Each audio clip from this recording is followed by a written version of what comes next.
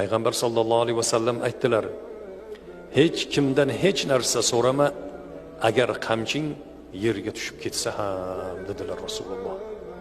Qarang, birovdan bir narsa so'rashlikda qanchalik bir nodurust ekanligini Rasululloh aytayaptilarki, hatto qamching tushib ketsa ham shuni olib ber demagin. Tushib o'zing olgin. Shu ham odamlarga o'zini muhtoj qilib ko'rsatishlikka o'tib qolar ekan.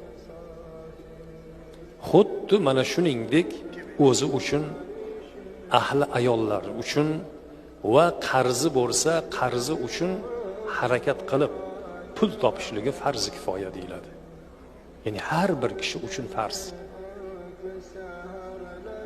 Demak, loqaydlik qilmas ekanmizda, oila bola chaqamiz bormi, harakat qilar ekanmiz.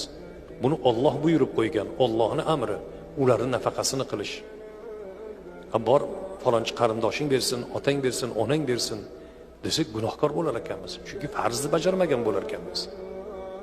Agar banda mana shu yo'lga o'tib qolsa, odamlardan so'rayversa, deb so'rayversa, Alloh taolo unga kambag'allik eshigini ochib qo'yar ekan, faqirlik eshigini. Payg'ambar sollallohu alayhi vasallam aytdilar, hech kimdan hech narsa so'rama, agar qamching yerga tushib ketsa ham, dedilar Rasululloh. Qarang, birovdan bir narsa so'rashlikda qancha